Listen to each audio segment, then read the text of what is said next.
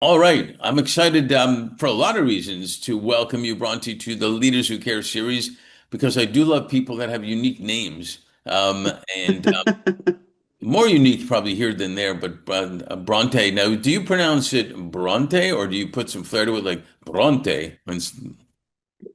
Well, if I'd have known you were talking to me just for the name, Mark, maybe maybe I I would didn't have say it done was just for the name. I said that was a uniqueness. No, I pronounce it Bronte, but I do respond to a lot of variations on it. And little side note, in it comes from ancient Greek and it actually means thunder. So hence my nickname at school was Brontosaurus, Oh thunder my lizard. goodness. Well, you do know Fleetwood Mac has a song, Thunder Only Happens When It's Raining. Hmm. So maybe you can do Bronte always happens or something when it's raining. So that's good. I didn't know that. Thunder. How cool. Yeah. Well, welcome to the series. People will see why you truly are a leader who cares as we Hmm. go through this. Always the best place to start is if you could briefly introduce yourself. And I always have to clarify this, especially for men, because the first thing they usually tell me is their title and what they do. Can you tell? We'll get to the business stuff in a minute, but where are you from originally? Where you are now? Hmm. Whatever you want to share about family, siblings, maybe something you've never told anybody you want to reveal to the world now. That's always fascinating. Tell us a little bit about thunder always happens when it's raining. Well, thanks, and thanks for having me. And I greatly appreciate what you're driving with the leaders who care. I think that's critical now more than ever. A little bit about myself, if you can probably hear from the accent, it's a bit mixed up. I'm originally from Australia, and for those who are curious, Western Australia, there's Perth, which is the most isolated city in the world, and then you drive 6 hours away from Perth and you get to the town that I lived outside of. So he drove outside of that town. So I didn't get out much as a kid. Um, so grew up on a farm, a lot of cows, a lot of horses, chickens, ducks. But I think it was a good life and it's a good way to grow up and I think understand a bit of the work ethic and understand, cows don't care. If something needs doing, it needs doing. So that's where I'm from originally. I have one brother, and obviously parents. Parents are still in Australia, as is my brother. I have bounced all over the world and I've followed a long arc to end up where I am today, which is in Zurich, Switzerland, which is absolutely like a fairy tale and is completely different to Western Australia.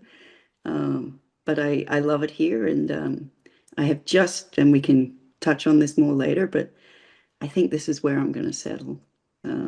It's a really good place to be. Yeah, Zurich is beautiful. It's almost like a big small town or something. It's got a lot of character, um, Yeah. and stuff. Do you have brothers, sisters? One brother who's pretty close in age to me, and he's still back in Australia in Queensland up on the Sunshine Coast, which is exactly as lovely as it sounds. There's a lot of sun and beaches. I love the way you say Australia versus Australia. Because I know in Miami, when I first moved to Miami, the people that have been there a long time call them Miami and and there's also Washington, D.C. and things like that. I guess it creates a uniqueness in that by Yeah. itself. I love the fact that you said you grew up there, and I love that expression. What did you say? If the cows don't care if somebody needs doing, then it's doing. Yeah. Yeah.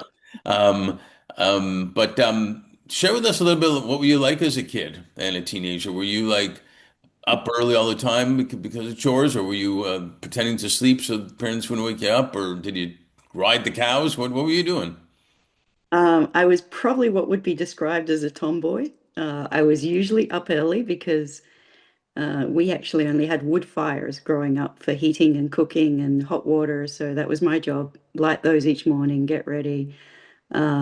The other thing, two other things I love doing that outside of school was horse riding. So I'm the black sheep in my family at the moment because I don't own, race, breed, compete, do something with horses. But I grew up riding nearly every day, and I credit my mum with that. She's a brilliant instructor, brilliant with horses, and horses can teach you a lot about leadership as well. Because they're a large animal, and if a Yeah, they thousand are. plus pound animal doesn't want to do what it doesn't want to do, you're not going to make it. So did a lot of horse riding, and then my mother was a librarian, so Wow. I wasn't allowed to watch TV except for the Olympics, and so I was an avid reader, and I literally used to have a stack of books beside my bed. I think I was onto adult books by 11 or 12.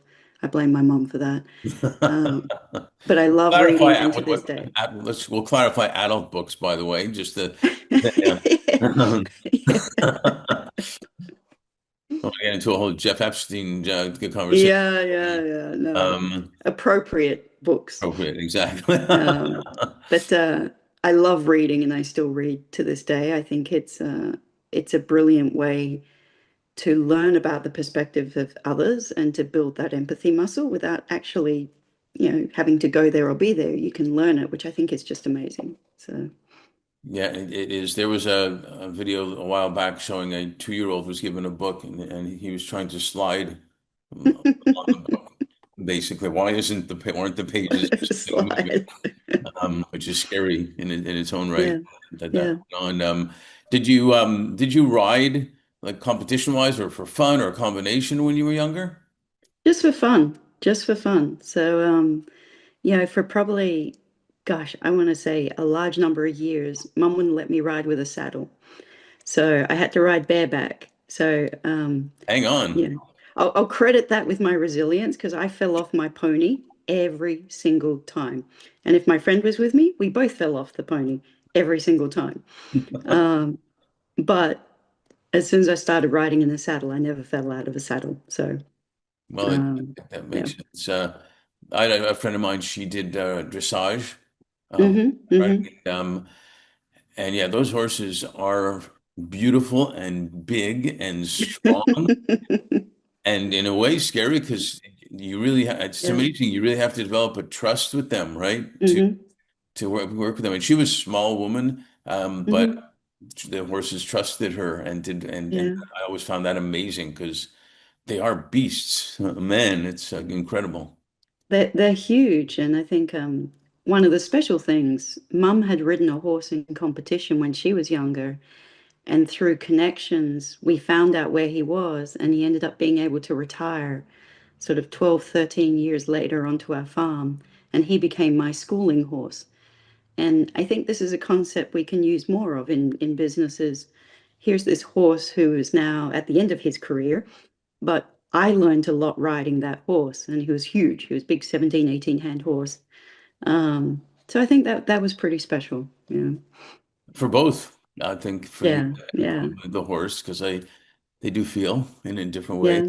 We do. Yeah. And, it's something that we call untapped talent, and it actually applies Hmm. to grandmothers, grandfathers, Hmm. Hmm. people too, of how do we engage that wisdom and give Yeah. them purpose still in their Yeah. life as well. Yeah. Exactly. By the way, there's a great movie I'll talk. It's called Nona on Netflix. Mm. It's a Mm. true story about grandmothers that weren't doing anything in particular, but brought into a restaurant and they became the chefs of the restaurant and it became Mm. a big hit. True story. Yeah. Yeah. But everybody won on that because people loved to know what grandmother's cooking was Yeah. and so on. So moving forward a little bit on education, Hmm. you got an interesting background. You get your bachelor's in information systems management and politics, which is Hmm. interesting. Um, as at both UNSW and the Australian Defence Force Academy. Hmm. What were you envisioning for yourself back Well, I get bored easy. then? So actually, it's even a little more complicated that I was initially accepted into law at the University of Western Australia, which is reasonably hard to do. Uh, but my mum had gone through one of the first, I guess, workers' compensation sort of discrimination cases early. And I sort of walked away from that even at a young age thinking, I'm not sure I want to be in that space. Um, it's a good space for a lot of people, but I wasn't sure it was for me. Mhm. And around that time, someone mentioned to me that the Australian Defence Force Academy offered scholarships. And given I was on a farm in a small town, this was a way to get up and out and to get an education. Mhm. Um, so I decided to join the army. which the conversation with my mum literally went, Mum, I think I'm going to join the army. And she went, Well, is that what you want, dear? And I said, Yeah. She goes, Okay, excellent. So I had no clue what it would entail.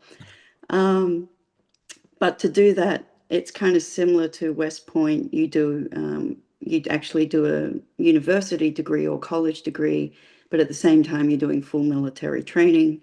And then after that, you do a year of full-time army training.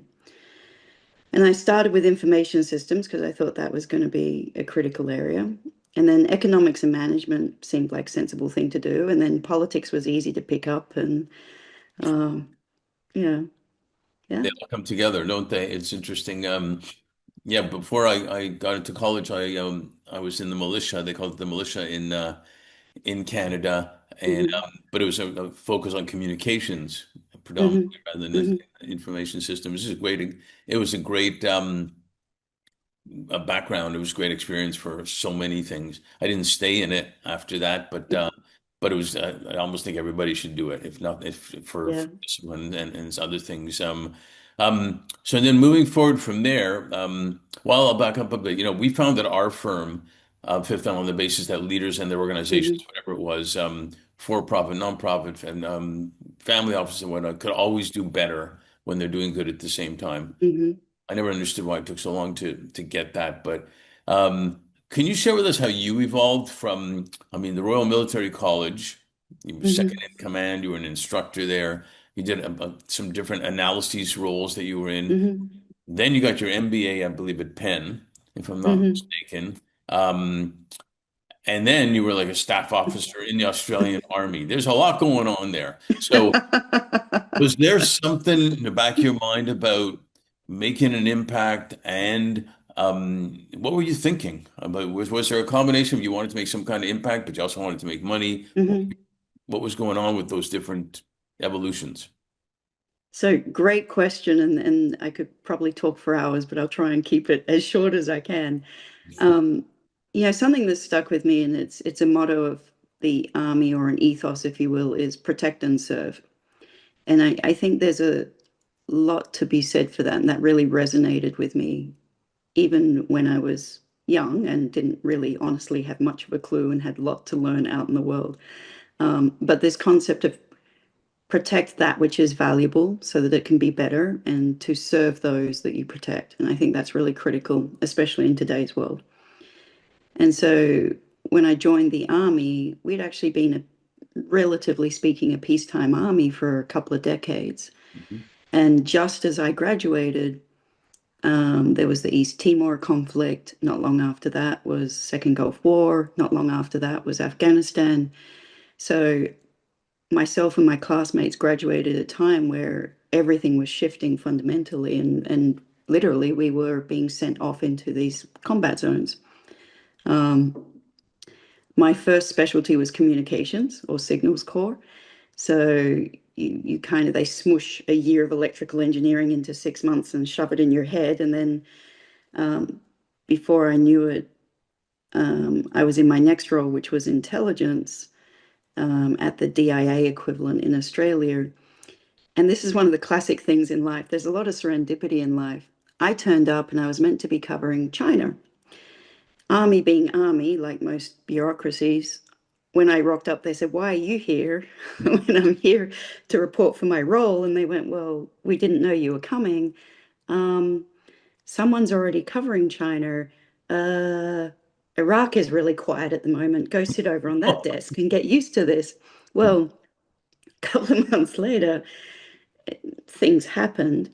Um, so suddenly I found myself, right at the center of some difficult decisions, even for Australia as a distant nation. How do we support the US? How do we support our allies? Do we involve ourselves in this war? Yeah. Um, and I ended up deploying to Iraq as part of the search for WMD. I worked with Charles Dole for a little on the report that was issued on WMD and counterterrorism in Iraq. And I think that really shaped my worldview because now you're in the heart of it, and now you're seeing um, the cost of things when they go wrong, or seeing a different model how things can unfold. Well, that's heavy stuff. One minute you're China bound or whatever, and then the calm before the storm, nothing's going on, but then everything's going on.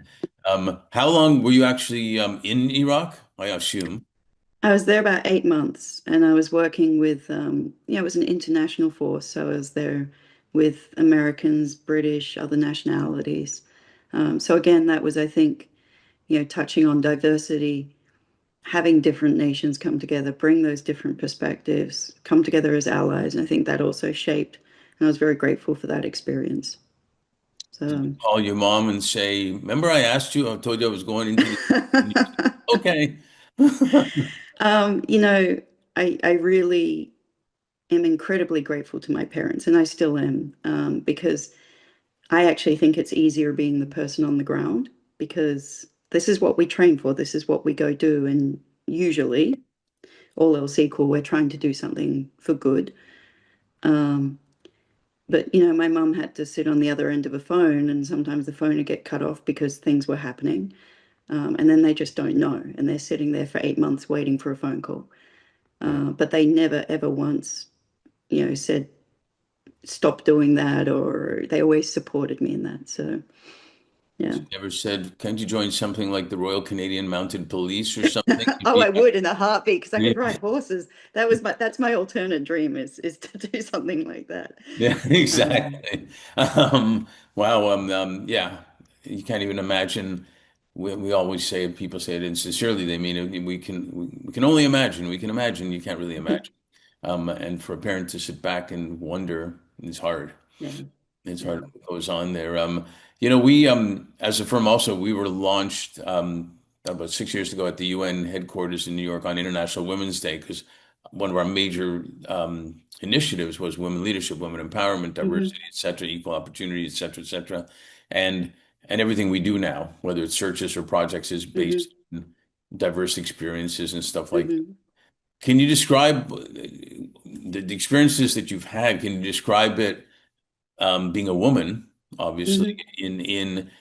in a man's world, still to a great degree, and you know what that what that meant for physically, mentally, Hmm. everything you've went through, doing that. Well, it's a great question, and I think, like I said, I didn't know what to expect when I joined, and I think it was both simultaneously incredibly challenging. In my class, there were 50 women that started, and only half graduated. And Mm. of the half that graduated, most of us had injuries of some kind or another because you train to the same level as the men and you do everything and that's what you do. Like the And if there's cows. some, yeah, it's like the cows, cows don't care. Now, but that said, the esprit de corps and the camaraderie, and when you do earn your place, um, it's gender blind. And I'm not quite sure how to explain it, but I cherished that because once you earned the respect and the place, then literally my brothers in arms would go to battle for me. And I think that's something incredibly rare and precious. And I do still miss that about the military to some extent. But it was hard. I deployed to Afghanistan as well. And one of the things you get used to is I think there were 5% women out of the 1,500 people there. So everything you do is talked about, noted, watched. You can't go anywhere any minute of the day without someone watching what you're doing. And so you just have to learn how to live with that and be comfortable in your own skin and hold your own. Yeah. But I do think the other, and I talk a lot and I'm very careful about talking about women versus men leaders. To me, it's the gap between good and bad leaders is the one that we should be talking about and what makes good leadership and not so good leadership. And I think that's one of the things I do value from the army and I try and use today is it's actually a very context-driven style of leadership. You lay out the situation, you lay out the intent one and two up, you lay out the resources, and you try and set the conditions for success for your people. Uh, so there are a lot of contradictions. I think one thing that you said that I do love though that you get out of it, and it was kind of the same word even working with horses. if you develop that trust and respect, the foundation of that trust and respect, then it's a lot easier to achieve your mission because you Hmm. trust that other person. And even in business, sitting in a board meeting or whatever, the management teams that we deal with that are successful, we find are the ones that can say anything to each other.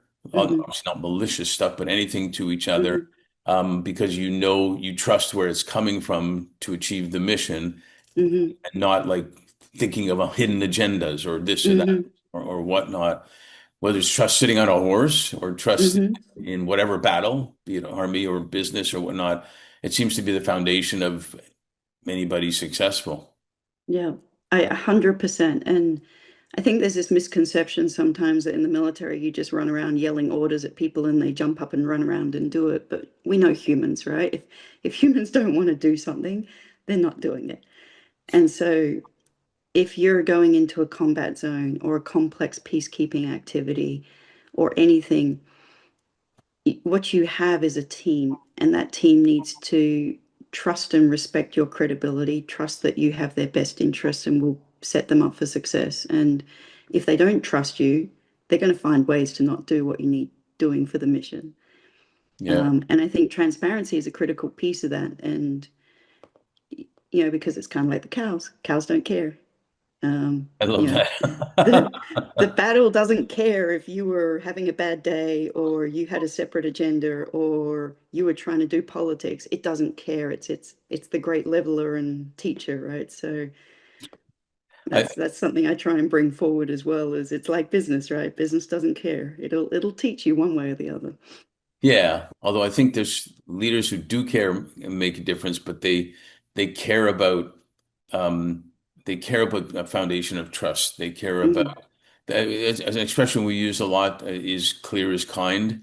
The clearer Hmm. you are about everything, the Hmm. kinder you are, and in fact, Hmm. the opposite, the worse it gets if you're not clear. That's Hmm. totally not being kind to achieve the mission. Hmm. And so I did see a repeat of Friends. I don't know if you ever saw the show Friends. Hmm. And Joey, who's not portrayed as the smart one in the group, kept saying it's a moo point. And they said, "What are you talking about? It's a moo point." He said, "Well, the cows don't care. That's what makes it moo. It's a moo point." And it was hilarious. And they're looking at him like, "Okay, Joey, it's a moo point." And then they were saying it. We know he's wrong, but it actually makes sense. The cows don't care. It's a moo point. So, It's funny. I have to say, on the cow theme, I had a friend in the army once who said whenever she had a difficult decision to make, her window of the office overlooked a field with cows, and she'd draw a circle with a texter through on the window around the cow. And when the cow walked out of the circle, she'd have to make her decision. well, that's a good way. Why not? It worked for her. So Yeah, it's not a moot point, but it could be a it's moot not a point. moot point. Well, to another point, they say the fourth industrial revolution is about AI and technology, Hmm. and it's moving faster than anybody could have ever imagined. Yeah. But there's also conversation that the fifth industrial revolution is about humanity, Hmm. and how these things come together. And when we focus on how talent, tech, and impact in harmony actually works Hmm. really well. Hmm. Your next adventure is pretty major. We're with TE Connectivity. Hmm. We talked about this a little bit when we met in Davos, and Hmm. you were there twice over 10 years and interrupted by a 4-year stint with SubCom. Hmm. Hmm. And you shared with us what experiences stood out for you in terms of innovation, literally on land and below sea. I did see you with sharks below sea, actually, which is crazy. But in terms of innovation and from a business, professional, Yeah. even personal experience, perspective, and did it turn out as you envisioned? And then we'll get into what's next. So, a quick note on how I ended up at TE from the Army. I got the first ever Chief of Army scholarship to study overseas. And I thought, well, if I'm not going to be in hot, sandy places, I probably need to diversify my skill set. So, I ended up getting an MBA at Penn State, which I am forever grateful to Penn State. And I've stayed involved with them since then. Um, because I call it my halfway house. They help me transition and learn how to be, functional in the civilian world, which is important. Um, so And by the after way, that, I went, on that point, so I interrupt. It's a really important point because we do work with a lot of veterans, and I find so often there's a stereotype that they're only good at logistics and certain leadership, and that's all they're good at. And but they are really good. They, as a general term, but they're mhm, all really good at pointing out what is and creating a good team and what's the mission, mhm. and how to get it done. And it's not just about logistics. Absolutely. And I'll do a free shout out to Transition Overwatch, who are a group that tries to help transition veterans into, civilian roles in business. And Hmm. I think there's enormous untapped talent there. They have resilience, they deal well with ambiguity, they understand it at its core what teamwork means. And I think it's easy to teach someone technical skills, but teaching that is really hard. And I think it's a necessary skill set for our world. So I Especially was now. grateful. Yeah, grateful to Penn State for that. Went back briefly to the Army to pay back my time. I was in a large building with no windows and biometric scanning, writing very classified things about very classified stuff, and decided that longer term this wasn't for me. And it felt like the right time to make a pivot, do something different. So I jumped to the US. I had no house, no job, started interviewing, started all over again from scratch as a finance analyst with TE Connectivity, who do connectors, sensors, harsh connectivity, large industrial manufacturing company. Um, what did I learn over the last, gosh, time has flown, 14 years. And the SubCom business was actually owned by TE, but I ended up helping lead an effort to divest that business. And so we sold it to private equity. And I was one of the only people that got pulled back to the mothership of TE. Everyone else went with the business. I think one of the key things I learned was, and I love this, and this is what motivates me still. The world is such a wonderful, complicated place. And when a fridge rocks up on your doorstep or you look at your phone, most people have got no concept of the global complexity and the work of thousands and thousands of people to get that one thing to you at that one point in time. And, TE sells over 200 billion connectors a year. We're in everything. And yet, most people don't know the company. And there's this whole ecosystem so that we can continue to do research and development, engineer, logistics, supply chain, right back through to how do we make sure we track conflict-free minerals? How do we do everything correctly? How are we compliant? How do we look after people? So that just fascinates me. Um, SubCom in particular, that's the internet. People think it goes over the satellites. Now we have Starlink. 95%ish of the world's traffic, intercontinental, goes over these little pipes under the sea that are the size of a garden hose. And there's only really a few companies in the world that can do these big systems. So, Yeah, that's yeah. where you wonder about terrorism too. In that sense, it is quite amazing. We've done a lot of work in supply chain, which is, I think, the heart and soul of every company at the Hmm. end of the day. And it's kind of what it's amazing with Amazon too, how they can get something to you in like Yeah. hours, and stuff. But yeah, you're right. The connectivity, we take a lot for granted. And in our lifetime, we've seen so much. I remember when at Deloitte, the people in they call it the word processing department, were just going to show Hmm. some age here. We're all excited when the eraser was in the typewriter. That was a big deal. You didn't have to do the whole thing over. You can erase it right there. And Fast and Furious forward, we've seen a lot, but now we're going to see even more. How do you see how do you see AI evolving? Oh, I think it's going to be incredibly disruptive. At my heart, I'm an optimist, so I don't fall into the Skynet, the whole world is going to collapse into the scale. Hmm. Um, I see the two major disruptors for the next 5 to 10 years, 20 years are AI and global climate change. And I think the intersection of those two is going to be interesting, volatile, and disruptive, but will bring opportunity as well.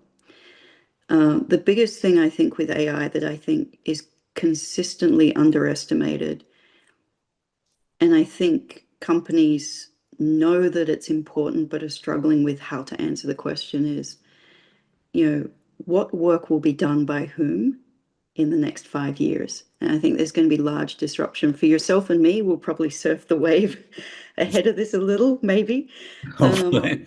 maybe. But, to use your analogy, I learned typing at school on the old Olympias, the ding, and now I have ChatGPT. Um, and now I'm looking at how to embed AI in my pricing team or in work processes. I think that's one piece, what work gets done. I think the other piece we need better discussion on and better answers for is historically, the working hour week was how we redistributed productivity from a company or a group or economy back to the participants of it. That I don't think is going to be as useful a measure in the future. And this is where people usually get very upset and start running around and using isms a lot. But I think this is a very real question because if you don't bring people with you, they will simply break what they're not a part of. And I think that's going to be some challenging questions for us. Yeah, we're having some interesting discussions with executives right now about two things. If there's no entry level positions that people can learn to go up into the next positions, Yeah, what's going to happen with that? right. How are you going to get your mid or whatever Hmm. leaders positions? But secondly, you're going to make a lot more money with some of the layoffs because they're not going to be paying salaries and healthcare and Hmm. whatnot. However, they have to make a mindset change of you'll be able to upskill some people, but there'll be others Hmm. who may not be able to upskill. And does the company take on a responsibility of keeping some of those people to maybe commit them to the community, to do stuff in the Hmm. community? Or do they say, no, that's not what we do. This is capitalism, and all those people go Hmm. on unemployment and they get sick because they can't afford health care and this and that and the other. And then you have to Hmm. pay more taxes or something because who's going to support people? Right. Even though there will be new jobs come up and everything, but it's gonna create a challenge to your point of preventing a, quote, if you will, an Arab Spring type of deal. Hmm. Um, but if there's a mindset change, I actually think AI has the opportunity to finally be the major impact on making people happier Yeah. if we do it properly. And healthcare is going to be maybe the biggest thing of ever Hmm. of that. So, but to your point, we're going to have to do some really good thinking and not be the same mindset as we just need to make money and whatever happens happens. Yeah. And I think you touched on it before. It's the combination of tech and humanity and impact. And I think it's dangerous to think that we can separate ourselves. We're all in the same fish tank. And so you can't separate. The cost is carried somewhere. Right. Um, but again, I said I'm generally an optimist. I think there's immense opportunity out of this. And I see good corporations leaning into this, and I do see them taking on a different role that I would never have thought of 15 or 20 years ago. So, They haven't yeah. either, but they're going to the mindset has to change. It is an expression one way or another. You'll brand yourself. Uh, Hmm. by doing nothing, you brand yourself. By doing something, you brand Yeah. yourself, etc. Yeah. So, well, one thing we say in Los Angeles is we've got to leave them wanting more so we can do a sequel. So we'll do that. But I have one more question here. A client told me in 2021, he said to me about 2020, the COVID year, said, it was Hmm. a year that flew by slowly. And I thought, really, right on almost. And so many people I talk to, they feel like COVID was yesterday, but also years ago. I just use Hmm. the same thing. With all that said, we're already into the second half of 2025. Um, Hmm. can you share with us what you're most grateful for and also what you're most hopeful for? Wow, great question. What am I most grateful for? I'm most grateful for, I think I have amazing people in my life, and I'm humbled and grateful for that. And consistently, I just think when I look at a lot of the people around me, what they are doing, how they're trying to make things better in their own space and in their own way, and their commitment to that and the energy they give, that gives me a lot of hope. Um, so I think, what am I most optimistic for? I'm a firm believer that there's going to be steep levels of disruption coming. But I think this is a chance for the people I see who shape these things to also drive positive impact. And I think to be a part of that is exciting. So I think I I agree. think it's going to be a really interesting next 5 years. It is. It started at 20, then it went to 15 and 10, and then they're saying the next two is happening. Well, I'm grateful that I have a new friend, and who I got to meet really quick in Davos, and we had a good parting hug, and now,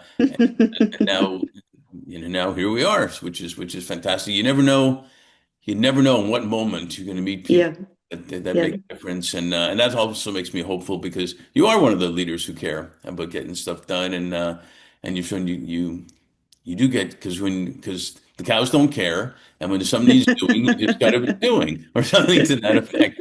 And that's not a moot point. That's a real point. that's not a moot point. So so with that said, thanks for being on the Leaders Who Care series and for being one. And we'll talk to you again soon. Thank you. Much appreciated. Thank you for listening to the Brand Called You videocast and podcast, a platform that brings you knowledge, experience, and wisdom of hundreds of successful individuals from around the world. Do visit our website www.tbcy.in to watch and listen to the stories of many more individuals. You can also follow us on YouTube, Facebook, Instagram, and Twitter. Just search for the Brand Called You.